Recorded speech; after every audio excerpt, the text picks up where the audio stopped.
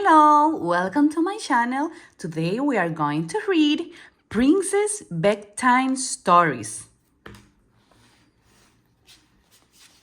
Beauty and the Beast, Belle's Tea Party. Belle looked out the window. It had been raining for 6 straight days, and she felt cooped up. She hadn't taken a walk or visited the stables in nearly a week. Will the rain ever stop? She wondered. Chip, the little teacup, was wondering the same thing. He had already played all the games he could think of.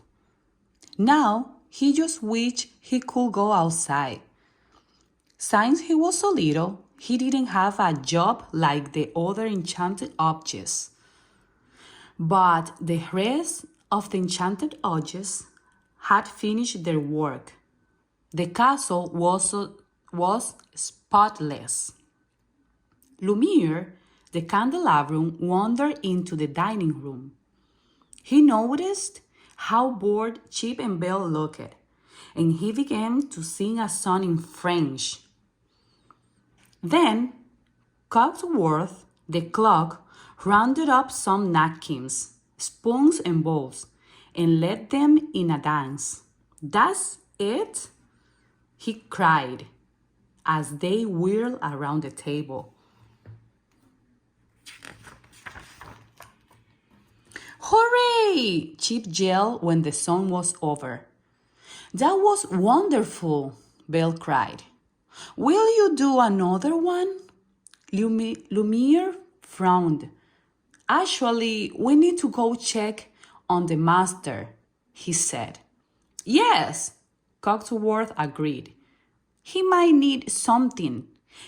He and Lumiere hopped off the table and went to the beast's study.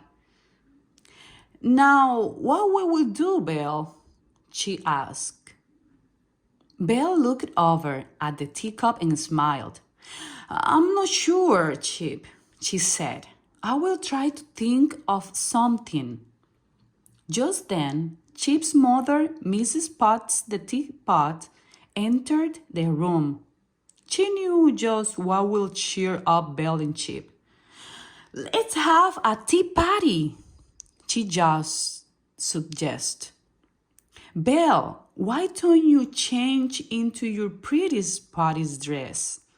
And Chip, I have a special job for you." The little teacup smiled sadly, and Belle raced upstairs to change.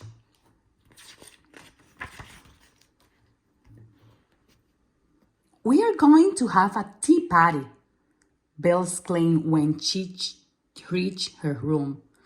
"Oh, that's lovely, dear," the wardrobe replied. "You'll need something bright and pretty to wear." She opened one door and looked inside. Belle reached for a navy dress.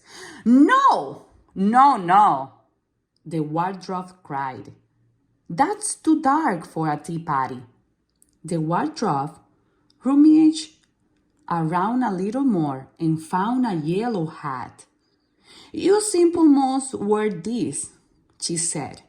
"It's beautiful," Belle cried. Then she noticed that the wardrobe was holding a yellow and gold dress and matching gloves. "Oh, you've outdone yourself," she said. The wardrobe smiled proudly. After Belle had changed, she looked into the mirror and twirled around. It was such a fun dress up. "You'll be the belle of the ball." Tea party," the wardrobe said with a giggle. Meanwhile, Lumiere and Cogsworth returned to the dining room. The beast had been taking a nap, so they hadn't needed to do anything for him. Once the clock and the candelabrum heard about the tea party, they started getting the dining room ready. They put a vase filled with blue flowers on the table. Then the spoons, dishes, and napkins jumped into place. Now all they needed was the food. Before long, Mrs. Potts and Chip brought in some tiny sandwiches and pastries with frosting. Ooh la la! Lemire cried. This will be a wonderful tea party. I think we are almost ready. Aha! Cogsworth said. Chip, will you please place this card at the head of the table? He gave Chip a card with Belle's name on it. That way, she'll know where to sit. Chip put the card in place. Mrs. Potts smiled at her son. Now you take your place too, she said. The little teacup hopped onto a saucer side. It was his first tea party, and he couldn't wait for it to begin. Everything is so beautiful, Belle exclaimed as she walked into the dining room. But wait, said Mrs. Potts. We can't forget this most important part of the tea party. The tea! Mrs. Potts tipped herself over and poured some tea into Chip. Then Belle picked up Chip and took a sip. The little teacup beamed. At last, he had an important job.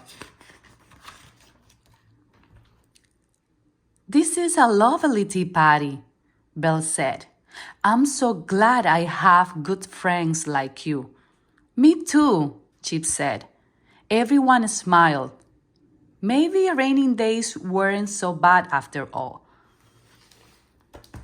The end. Thank you for watching my channel. If you like this book, subscribe and press the thumbs up.